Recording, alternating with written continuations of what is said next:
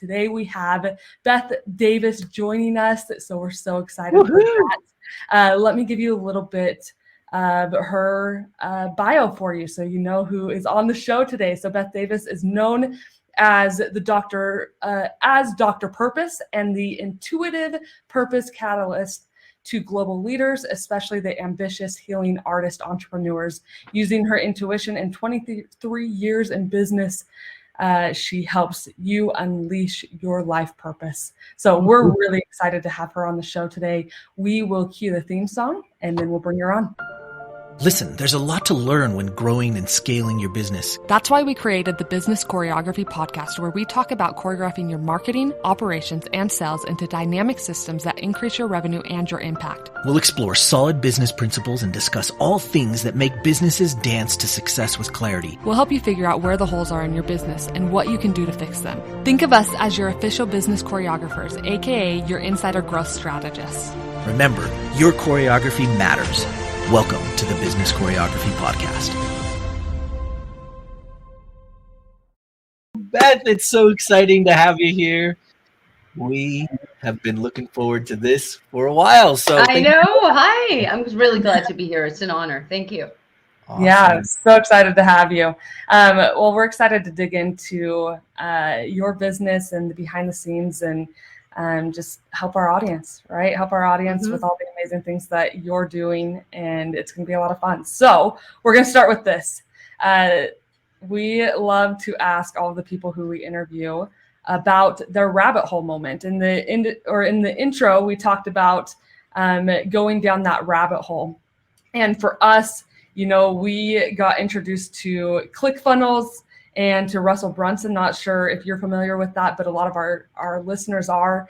And then we just went down that rabbit hole of marketing and getting into our business. And that was kind of our rabbit hole moment. And so what was your rabbit hole moment for your business?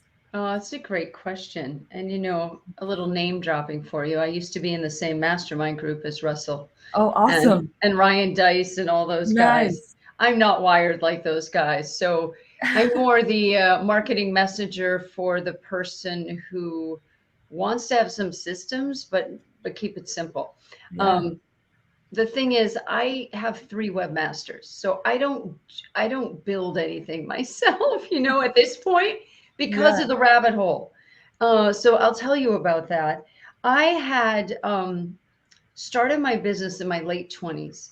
And I got a loan from a family member. And the very first thing I did was buy a laptop and hire a bookkeeper, which is 2 very good decisions. And then the next thing I did was I did a trade with someone, and I did some coaching for them around their purpose, which is my main focus. Right. The theme of my business, helping people find their purpose. And then she helped build my website. And I was off to the races, so to speak. Right. And that started my coaching business. And it was just kind of plodding along. So then I realized I needed to build in coaching packages. So I studied Robert Middleton, who's amazing. And I studied, Kevin. Oh, God, I'm blanking on his last name. Oh, that's so frustrating. Sorry, Kevin, if you hear this. Because I would give a shout out to him. I can see his face. I was blanking on his last name. So there were and Fabian Fredrickson. And there was one other person. Of course, watching Tony Robbins since the late 90s. So there were a number of people that are very instrumental that, in a sense, helped me create a strategy call structure. So that was the first simple system I put in place. And I typed it up and I put it right by my computer. And whenever I had back in the day, I was having phone calls on the landline, but I usually have my computer there. And I would have this script and I followed it to a T. And I started tracking that when I didn't follow the script, I had lower sales. I had lower enrollment, right? But when I followed the script, I had better enrollment. And then, of course, eventually, I got the script memorized and the process memorized. And I have a sales team now, so sometimes I do sales calls, but not much anymore. Granted, I've been at this almost 24 years. So, to any new business owners listening, I started out charging $100 a reading. I was probably making, within 3-4 years, I got myself up to about $8,000 a month. That's how long it took me, because I was trying to do everything the hard way. So I did learn the closing, not closing. I can't stand that word. I don't close people. I help people make a decision, legitimately make a decision. And I don't address objections. I don't try and close the sale. I don't have any of that crap. I don't do any of that because you'll get too many refunds. My goal is to genuinely help people, not get their money. It's just not. And you know what happens when you operate? You know, you all operate that way. When you operate from service, that's the biggest system of all. Yeah. Right? I answer to God. I answer to Mother Nature, and I answer to myself. That's my number one system, is I trust myself. And so I didn't initially, but I learned to trust myself. I learned to trust my instincts, and I learned to not compete or compare with anybody else. Just take what is correct for me and then let go of what isn't. So the first tactical system was that strategy call, but then I started learning other stuff. And so this was the rabbit hole. I did one of those big launches.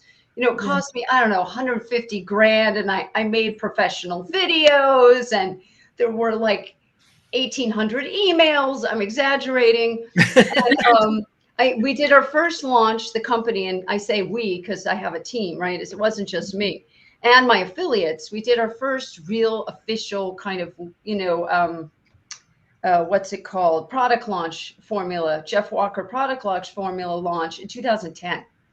And I did a mini launch to test it while I was on vacation in Paris.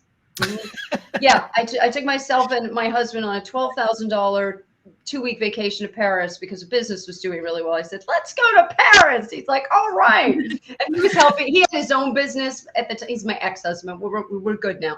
But we were, you know, we were in business on my business, and then he had a business. Anyway, so I'm in Paris, and I have no internet in my Airbnb or whatever it was at the time. And so I went to one of those internet cafes where you give a credit card to get internet. Remember the day?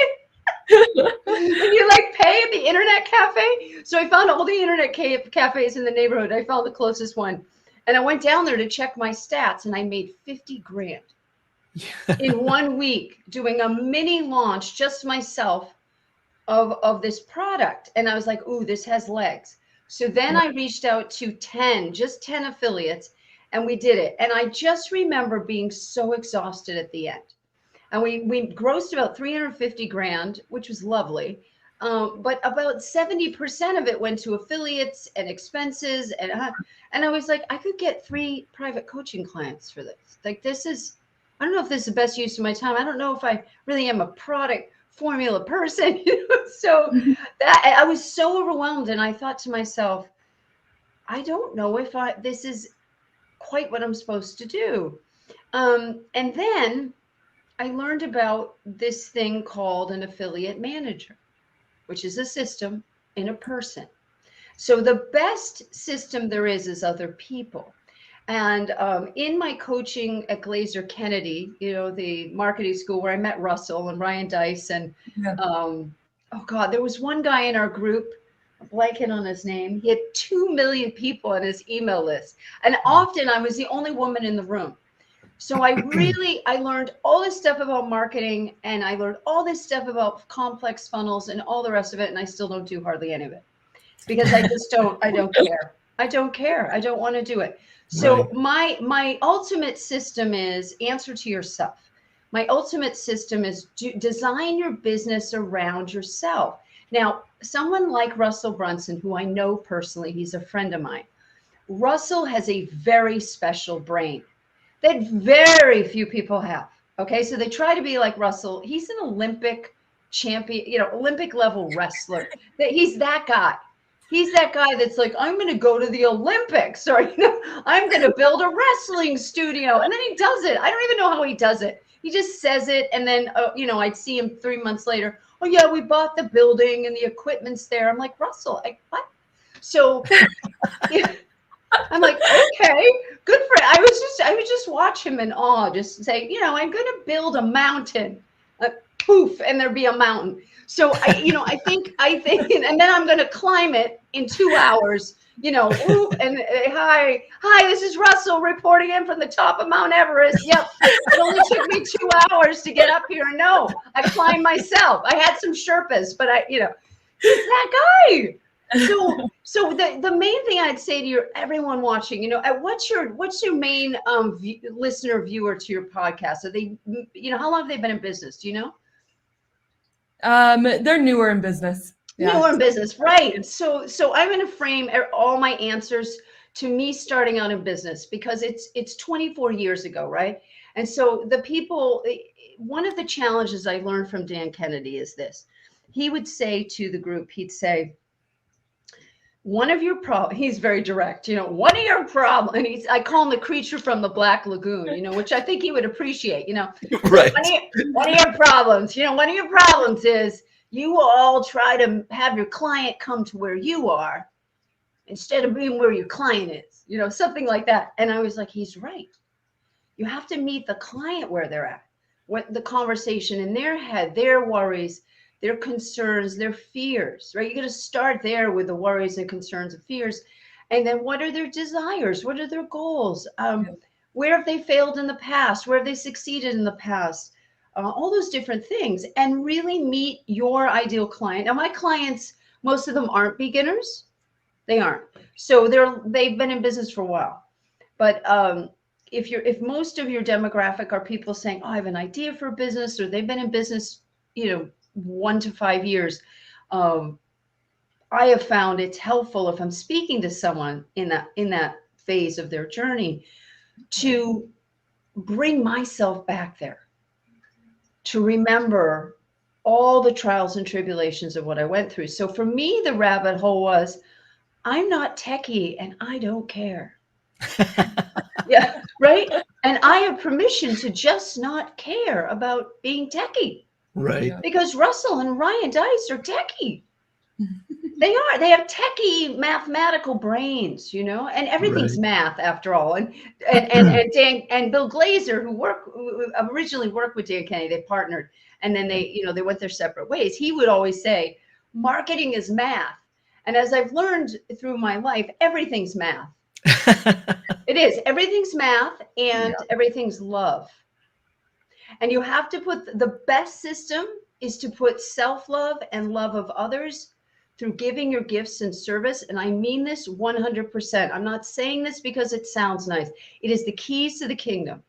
If you put love and service and care and real support before your ego needs, your ego is always going to want what it wants. It has these goals. Oh, I want my mansion. I want my Tesla. I want to be on the cover of Forbes. It's all nonsense. It's all ego nonsense. And it will never make you happy. You can have 10 mansions and be on every magazine cover and be the most miserable person in the world. I have clients who have been there. They're not there anymore. I have celebrity clients. Oh my God, what they've gone through. The thing they thought they wanted brought them nothing but pain.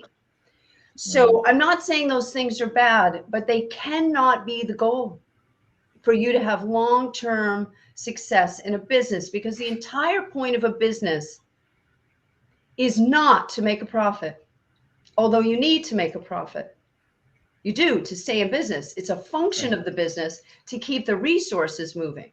The purpose of a business is to solve someone's problem or give them a new experience or help them transform in some way, right? So you might sell nice tires. You might sell ebooks. You might be a life coach or a holistic coach, or you might be Tony Robbins. But whatever it is, you need to be sure that your head and your heart and your soul is in service to the client. I cannot stress this enough. If you make love your system, you'll have all the money you need to hire the people to do all the stuff that you don't like to do. Now, that won't happen for a lot of people overnight, although it could, because we have been conditioned to believe that money is more important than life. Right. And that is the problem. Yeah. Money, you can't eat money, and you can't marry money. You can only have a good relationship with money. But that good relationship with money comes from having a good relationship with yourself. It's all the same. The systems in your business reflect how your mind's working. Yeah. The money in your bank account reflects your ability to receive. Right? The clients and people you attract reflect what you're putting out. You're always getting back what you give. So if you give 100%, hire people like you to set up the marketing, right? Right. you're gonna really, really excel. So I hope that makes sense. But what Yeah. I found for me personally was that I'm a people person. I'm a who person. I know I'm 1 degree from about everyone in the world, and I could make a map of it. It's really true. Heads of state, celebrities, 1 degree. And if I don't know the person personally, I know someone that knows them. But this is from building a Rolodex since I was 15 years old, literally 15 years old. I've been collecting cards and putting them, now they're in the all over the systems in the cloud, but collecting Right. names and addresses and phone numbers, and then consistently staying in touch with people and giving them really good content. Right. So there's that. So anyway, I know you have more questions. I could go on and on and on, but I don't know That's that great. did I answer your question? I hope I Yes. Absolutely. answered it. Yeah. Okay. Yes, for Love it. sure. You know, Yeah. based off of who we're talking to, and you almost segued to it for us, but have you ever in that 24-year journey, I mean, you've had some really cool experiences that you've started to share with us, but have you ever had to throw a Hail Mary in your business where it was just like whatever you could do to keep going? Like, did you have any of those moments? Yeah, crying on the floor because you don't know how you're going to make payroll moment. Right. Yeah. Yeah. Oh, yeah. Oh, I had lots of those. So I'll tell you what happened. This was before I did that launch, the first launch where I was in Paris, and I went, "Oh, we made 50 grand, honey. Like, I think we should do a bigger launch." He's like, "What the hell? What are you doing?" That's when he's like, "What are you doing?" He's like, "What are you doing? Will you teach me?" I'm like, "Of course." And he's like, "This is crazy. This is amazing." I think he was the one that turned me on to Jeff Walker, actually. So thank you, Weston. All right. So ask me that question again, because I had something come through, but I want to hear the question again. Just if you've had a moment where you had to throw a Hail Mary just to be able to Yeah, make right. it and keep going. Yeah. So before I did those launches, this is probably when I first started my business, like really decided to commit to it in my early 30s. I had started in my late 20s, but I really in my early 30s had said to myself, "Beth, you got to get real about this." And my husband at the time was very supportive. And he would say to me all the time, and he would say, "Careful what you wish for, because you're going to get it. Just stay the path, stay the course." Every day he'd be like, "You got it, go get it, be of service." So he was wonderful moral support. And he even loaned me some money and helped me out with the business. You know, he was really a supporter. So that's one thing, have someone in your corner. But nevertheless, I would wake up most days with my heart racing and sweating bullets, and I would have to take a walk almost every morning for a couple hours just to calm down. I was so anxious. Now, I now know this is from trauma from my childhood. And God Right. knows back then, I wish I'd gone and just gotten trauma therapy. It would have solved a lot of problems in my life. Right. Really, a lot of these crunch moments we get into, being short on money, short on time, not knowing how we're going to pay people, all that drama is from childhood. Because when you're psychologically healthy, you don't create that stuff usually. And if Right. it does happen, it's like, whatever, it'll pass. I got to that place finally. I did get therapy, and I found out why I was so anxious, and I don't need to go into that now. That's a whole other story. But I identified the source of anxiety from some childhood experiences where I had felt I had failed, where I felt I had let people down, where I felt victimized, where I felt burdened. And the business journey was bringing it up. So one of the things that happens in those moments where you're really stressed out is whatever isn't healed in you, whatever you're out of integrity with internally, will be mirrored to you either in your business, your romantic partnership, or both. Those two areas are the most stress-inducing parts of our life. Romantic relationships, because they trigger our deepest connections to our family of origin and any unresolved patterns there, fears of abandonment, blah, blah, blah. And then business triggers all our unresolved money nonsense, money misbeliefs, money crap. It's called money crap. And the majority of people I meet have such a distorted, dysfunctional, almost abusive relationship with money. Right. They think it's about the money. How am I, when clients come, in fact, I don't get many clients like this anymore because I find it boring actually, but I do. I know it's bad. It's from, maybe I'm older. I'm a little more, I don't know, seasoned. So I'm a little less willing to deal with certain things. But when clients come to me like, how am I going to get some clients? And I say to them, not like that. You're not going to get any clients. The first thing we got to do is figure why you're so freaked out. Then we can talk about how you're going to attract the right people. But you don't get anyone. And I don't know about you, but if someone's trying to get me, I run away. Right. Stop like trying to close me and address my objections and push me to sale. And I love being on sales calls, because every now and then I'll get in the mood and I'll book a couple just to see what the salesperson does. I sometimes have any intention of buying a thing. And I'll tell them flat out, I have no intention of buying anything. I just want to see how well you do selling me. Go. And so some of them are like, really? I'm like, yeah, I may end up buying. And sometimes I'd end up buying the thing. And I was very happy with my purchase. Very. And I was like, see how that works if you're not attached? And so we were giving each other pointers, me and these salespeople. And I would listen on these sales calls. They would ask me questions, and I would notice some of the salespeople were kind of manipulative, or they'd get kind of sticky, or they try to use the old marketing ploy of lowering my self-esteem, right? Trying to make me feel insecure, trying to create doubt or confusion. Well, I don't have any patience with any of that. I would just go, what are you doing?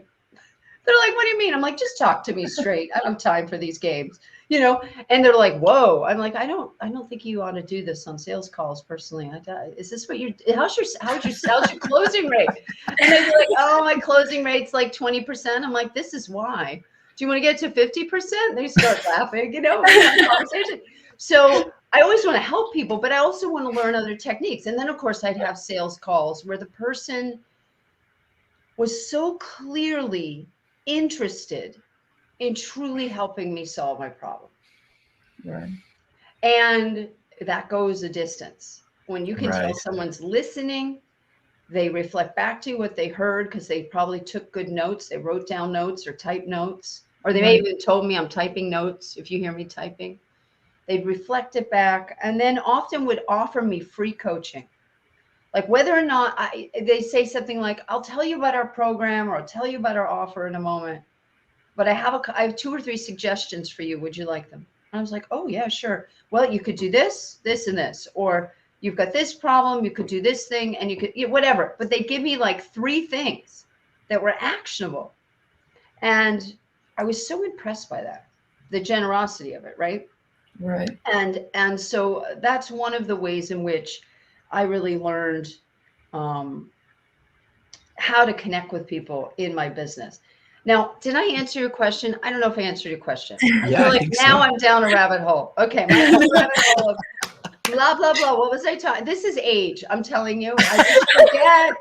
It's hormonal. It's like all of a sudden I'll be talking like, what was I talking about? Yeah. No, it's great. Let's keep going. Lex, you want to get the next one? Yeah. I'll get the next one. So what was the marketing principle that changed the course of your business? Really? Okay. I have an answer. Okay. I only do what satisfies me. There's not a single thing in my life I do that I don't want to do. Even difficult things, I check in with myself to be sure they're the right thing to do. And when they are, I don't resist them. So I'm in alignment with whatever I have to do, whether it's gathering up papers for my accountant, Beth send me this form, what have you, and I'm usually the only one that knows where to find stuff like that. Or, I don't have a proxy to go to the DMV for me. So I make an adventure out of it. So there's, doctor's appointments and various things we need to do. And so I have learned to make everything an adventure, be curious about everything in my life, resist nothing, surrender to the process. And the other biggest principle, in addition to only doing what satisfies or fulfills me, because invariably I'm modeling for other people, just do what you want to do. Why would you do anything you don't want to do? And that's what Bill Glazer, my mentor, taught me. Yeah. He would say to me, Beth, why would you ever do anything you don't want to do? There's people to do all the things you don't want to do that love doing those things. Right. So that's the ultimate system is ditch whatever's irrelevant Delegate what has to get done that isn't your core genius, and spend 85 to 90% of your working life on your genius. Now, my genius is speaking and writing and coaching. Right. I do very little admin. My free time is spent reading and writing and creating content for my clients, because I'm a content person. I'm a content producer. That's my genius, is creating content that helps people have a breakthrough. So that's what I want to do with my time. And I also love marketing. So I love having time to do marketing, and I still haven't cleared my calendar enough to get back to it. But I told my team, I said, one of my favorite things is the marketing. I want to be writing copy. I want to get more videos out there. I want to do more speaking gigs. I want to do more of that stuff. And I have all these opportunities in no time, which is a delicious situation to have. But my coaching, if you saw my Google Calendar, you'd be like, you'd have a headache. So good Lord, I have a lot of energy. Thank you. But I look at my calendar each morning and I'm like, really? What am I doing? Right? I need a better system. So just the other day, my assistant said to me, my assistant of 18 years, Jennifer, she said, Beth, we need to have another meeting and clear your calendar. And then my head coach on my team says to me last night, we had a quick chat late at night to check in about a project we're working on. And she says, I really want to help you clear that calendar. There's not enough time in there for you to do your creative stuff. So the other amazing thing about bringing in the right people is they actually are looking for ways to systematize things for you, right? So I'm surrounded by a team where their whole mindset is, how do we make life easier for Beth so she can do her genius, because I'm the business owner, so I pay their bills. And they're right. They, and if we want to keep getting paid, and and everyone on my team gets commission. I don't care who it is. They could be the webmaster. They close a sale, they're going to get commission for that. Right. And I also empower my team to fix mistakes. I said, if it's under $1,000, just fix it. I don't care. Just fix it. Usually it takes $75 bouquet of flowers and a nice note from me. And I've done that when mistakes have happened. I send the client flowers and a thank you note and a gift. And sometimes those clients will come back. They'll drop $30,000, $40,000 with us over the course of a couple of years, just because we fixed a mistake. So my team I don't micromanage. I don't check up on them. I don't have time, and I don't care. I always say to them, I'm like, I don't care how you get the job done. Just don't break the law. Don't forge my name. I once had someone on my team start forging my name for some tax problem they were having. I had to fire them because it's a felony, but whatever. I love the person. I did. I knew they were in a tough spot. So I just said, I have to fire you because this is illegal, but I'm not going to turn you into the authorities. You're welcome. And then she just snapped. She's like, I'm the only person on your team you can trust. I'm like, okay. All right, you really need to go now. You're forging my name. I don't think that's an act of trust. Anyway, so that stuff happens, right? You're going to lose some. And she's a lovely person, but sometimes, people get in bad spots, and you as a business owner, some of your employees start counting up the money and they feel entitled to it. So they need to go. The minute anyone is entitled, I fire them. First, I have a talk with them. But if they're not willing to integrate or go into a different position or figure out why they're entitled, they need to leave. Because we're a team and we're working collectively. We have a mission, which is to bring the consciousness of life purpose to the world. And everyone on the team is aligned with that mission. And we meet every Tuesday, almost without fail. We have for years. The whole team meets. And we figure out what our priority projects are and who's doing what. The team's always coming up with, hey, we don't need these 3 softwares you're paying for anymore. This new thing does the whole thing. And I'm like, oh, okay, right? So fix it. And, so they're always looking ways to streamline, innovate, and reach more of the right clients. And I'm like, great. And that's the kind of team you want, where you can just empower people like, oh, yeah, that's great. I have 3 web people. I'm a webmaster. I have 2 webmasters and like a web person. She's in training from one of the webmasters. And they probably all told put in 80 hours a month for me, 80 to 90 hours a month, these web people, because I'm always doing stuff. And I don't use ClickFunnels, right? Like we build everything custom. We own everything. We build everything custom. Our online school, we Wow. built it ourselves. It's on our platform. Like, I don't pay subscriptions for our content. And all the stuff on Facebook is backed up in 3 different places in case Facebook goes out of business or they decide to deplatform me because me and my big mouth, you know. Yeah, right. I mean, you know, it could happen. We're living in that world now, unfortunately. So I just really empower the team to fulfill the mission. And as a result, I've never had to, no one's ever left my team. This is strange. I mean, I've just been realizing this probably over the past 5 years. No one has left the team unless I fired them. In 24 years of business, I've never had anyone, oh, screw this and walk. And one time I had this young guy, Kevin, who worked for me. He worked for me for maybe 8 or 9 years. And then he decided to start his own business, which I was hugely supportive of. I was so excited for him. He's such a creative, beautiful person. And he was my assistant and he stayed on top of all the project management. He was that kind of genius with a timeline. And he came and worked with me. And one day he sent me this email and he said, Beth, I was reading this article about leaders and you have all the qualities.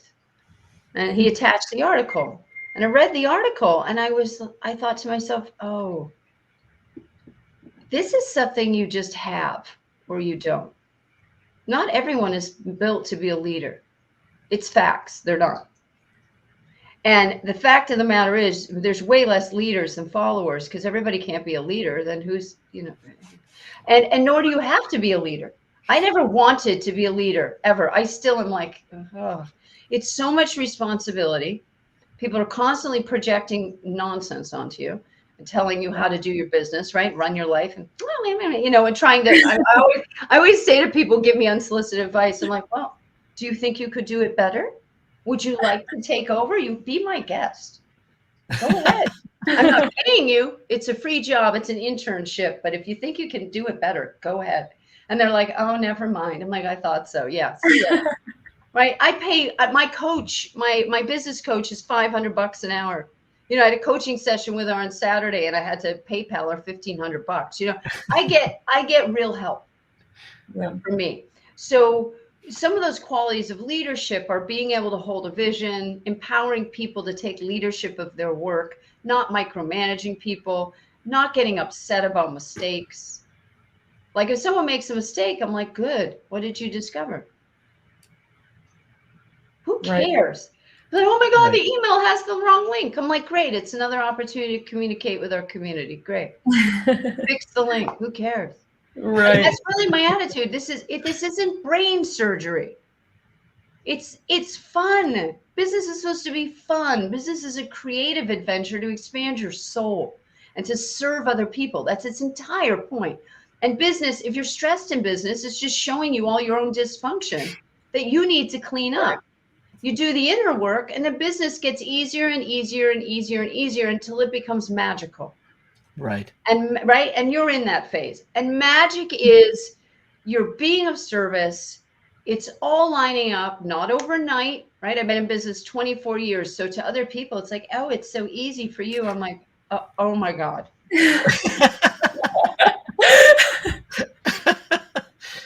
Oh my God.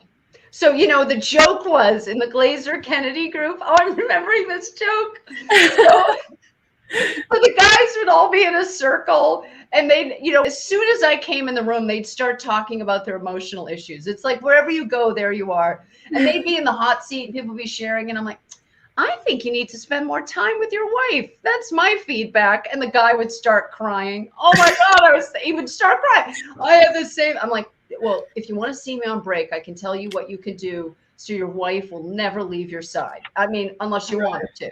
Okay. Unless you need some free time in the man cave, like come talk to me. So the guys in there, they get up there and they present their plans and then they come to the next meeting and they'd be like, I did it. I made $4 million. You know, and I would just sit there and go, huh. And the guys were always, you know, joking around and they would say, hey, want to shadow me for a day? It's $50K. And it became this running joke. You want to shadow me for a day? You think you can do it? Come shadow me and see what I do. See what I do. Right? Because most beginning business people, I would say in business 1 to 5, 6 years, if they try to stay solo operations, they really can't grow. And it's fine to stay solo if you want to have a sweet, tidy boutique coaching business, which I support whenever someone wants to create. But if you have a really big mission and you have a big vision, you're going to need team. And you're going to need to put in the elbow grease. And I don't know that many people nowadays, because of the way our culture has become so freaking entitled and lazy and narcissistic, and oh my God, the amount of work actually required to actually achieve anything. Now, I was a competitive athlete, which I hated hated it. And I really wished, I was upset with my mother about it at the time, but now I'm so grateful. And she was smart that way. She said, I know you're not going to like it, but one of the conditions of me being your mother, so she talks to me, one of the conditions of me being your mother is that I have 2 main requirements if you want to live in this house. I was like, okay, what? You have to do a sport and you have to play an instrument.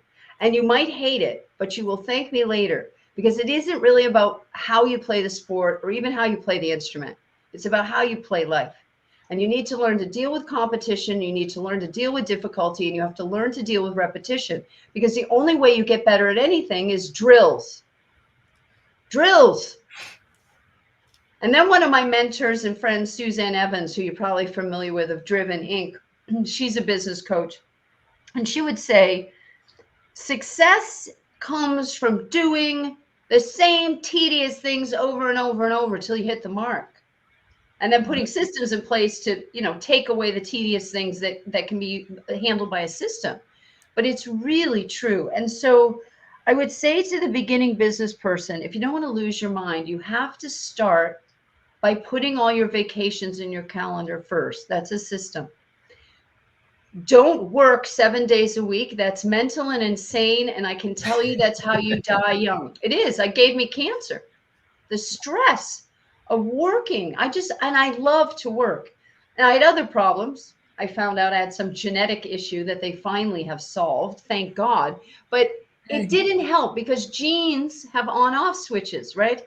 And so you can have, I had a latent genetic tendency to a certain kind of hormonal cancer problem, which is fine, which I've lived with for now, I don't know, 15 years or something, under control. But it's finally coming to like a resolution because of the advances in genetics. But the stress like flipped on that cancer gene. I had multiple cancer genes, but it flipped them on. And then I had to deal with cancer. So I'm not saying to your listeners like, oh, you're going to get cancer if you stress, but you could. Because the cause of most illness is emotional distress. Right. Now, the majority of illness, I'll tell you right now, is from childhood trauma. And the majority of business failings is from childhood trauma. In fact, everything is from what happened in those first 7 years that's in your unconscious that you don't even remember. And if you I tell everyone, if you just clear up those first 7 years, your life you won't even recognize it because you won't be anxious anymore. You won't be trying to get validation from people. I mean, that's a sickness. Right. Oh, I got 50 likes. I'm like, so did anyone buy anything? Oh, we got 85,000 likes. I'm like, great. How much money did you make? How many clients' lives did you transform? Right. I get likes. Like, I still don't get it. And I have social media and it's grown over these 24 years. I mean, it would be massive if I actually put some effort into it, but I haven't had time. And again, I care, but I don't care. Right. My focus is on what makes me satisfied, and my focus is on helping my clients set up a life that fulfills them. And so some of my clients have very complex systems, multi-million-dollar businesses. They have big teams. And then other of my clients, they have a team of 3 people. And they're doing $1.5 million a year with them and 3 people. Right.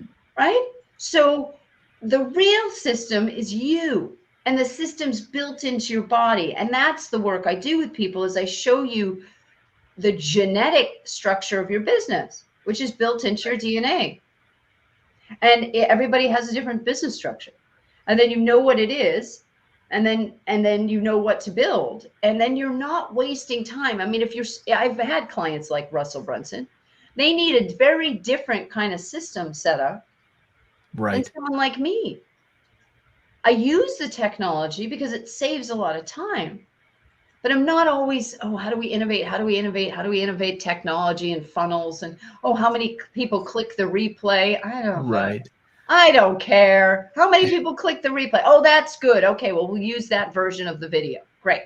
I'm and I try to be more attentive to the numbers, because I'm finding as I get older, it's really effective for me to actually take the data in and look at where we're improving and where we could improve for sure.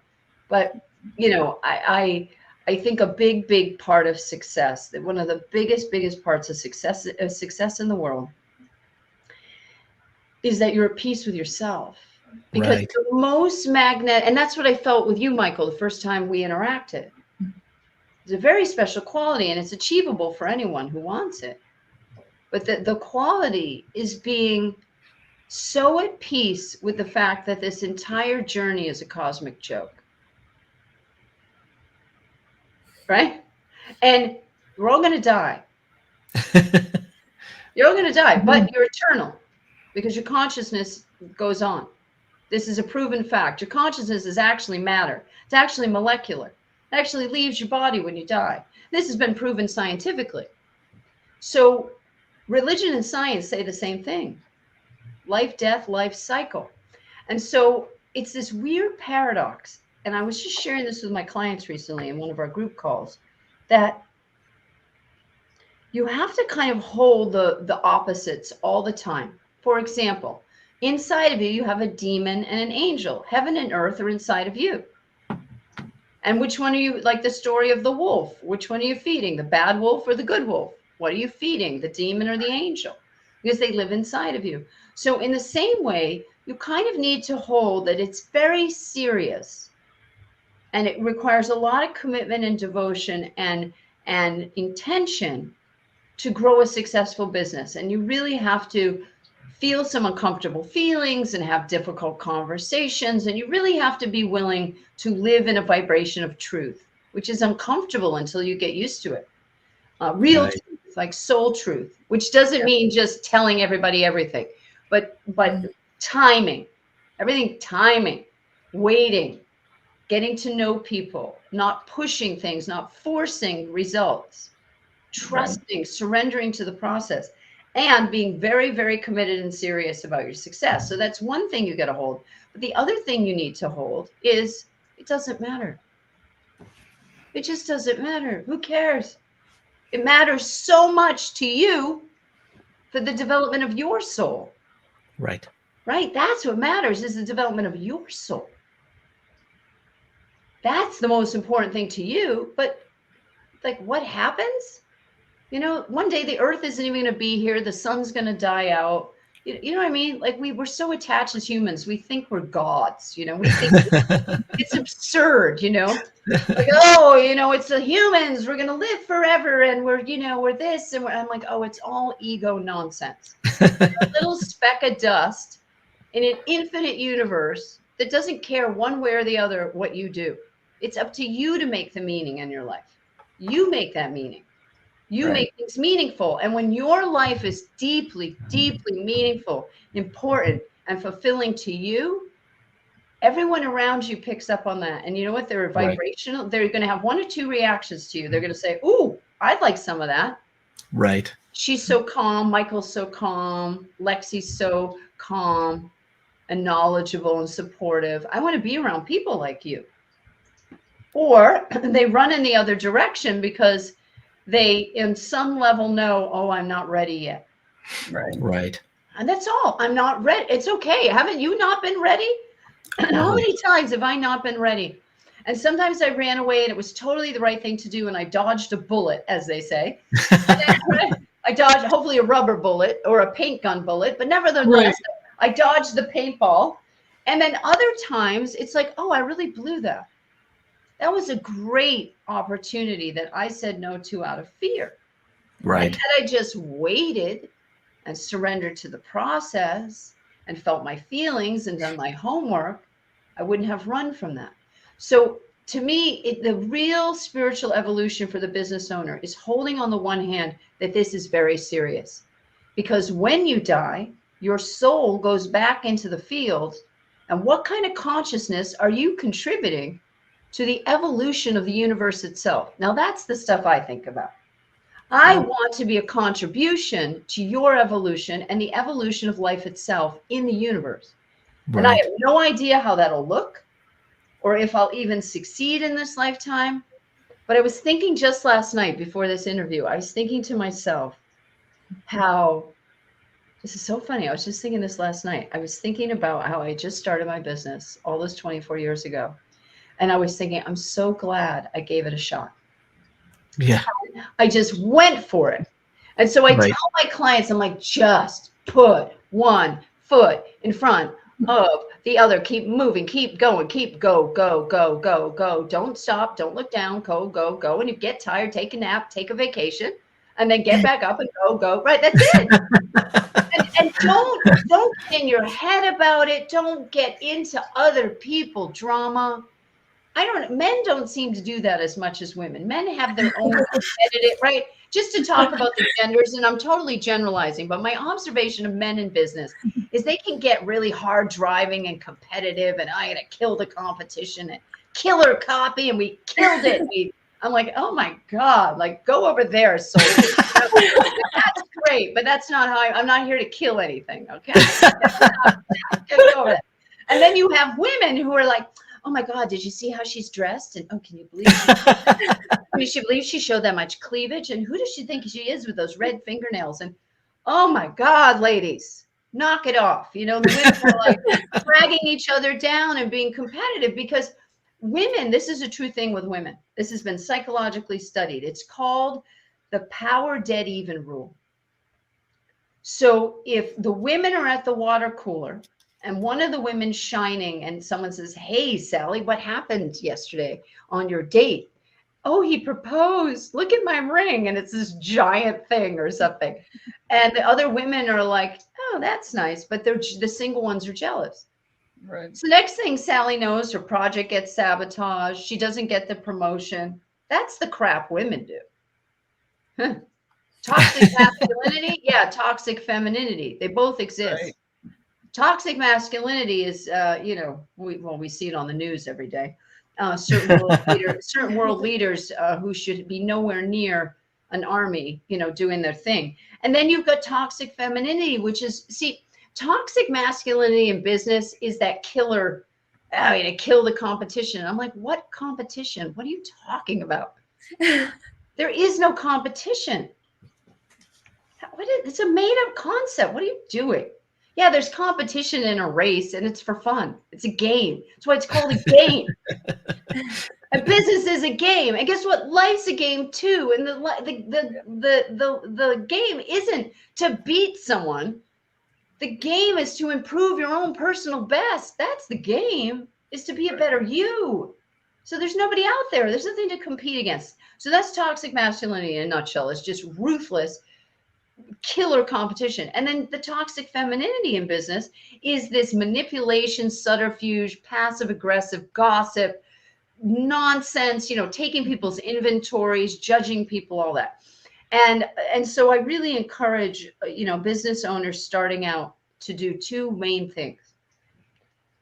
Get crystal clear on what your soul wants to do to serve others.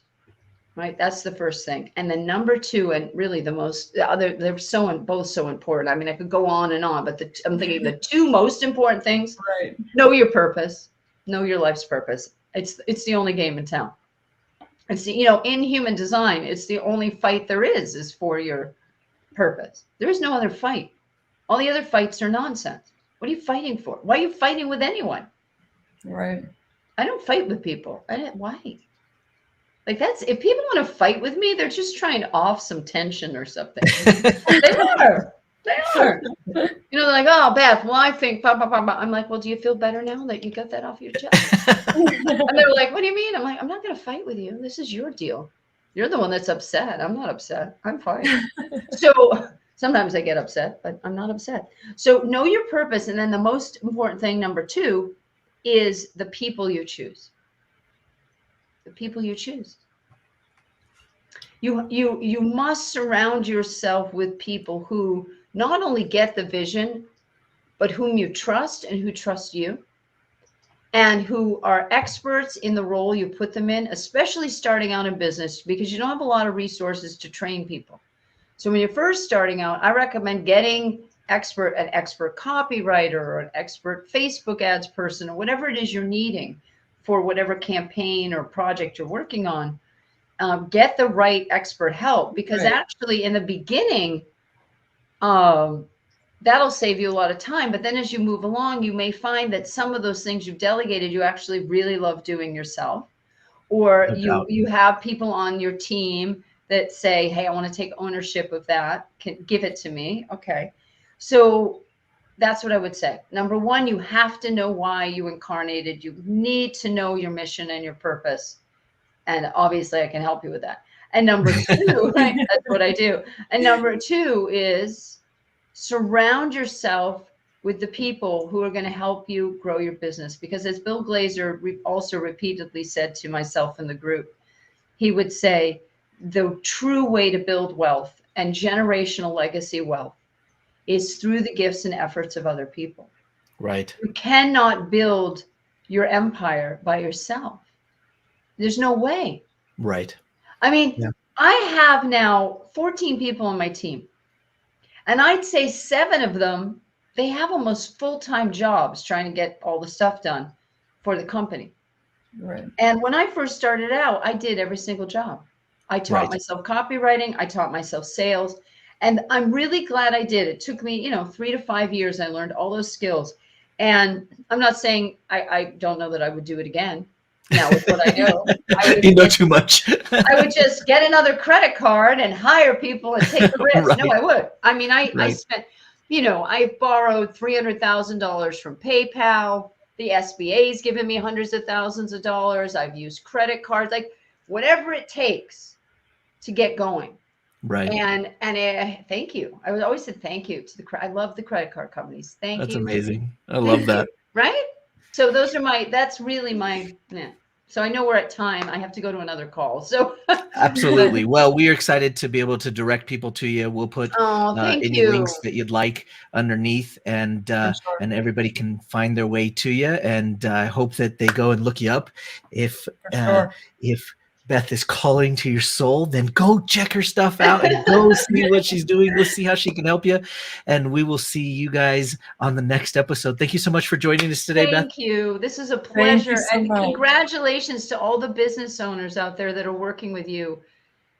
Pay for the right help. What you all do. I mean, I think you're amazing. We have to have a separate call. I need to find out about what you do. Absolutely. So I can tell my community about your services, because the main thing they need is marketing help and systems. Indeed. It is. That's the main outside help they need. So thank you so much, and have a beautiful rest of the week, and I'll see you soon. Okay. Take care. Right. Bye-bye. Bye. Thanks for joining us today. Want more business choreography? Check out our website at bizchoreo.com to find out more. And find out how the choreography for your marketing, operations, and sales can raise your revenue and create more impact. Remember, every business needs choreography.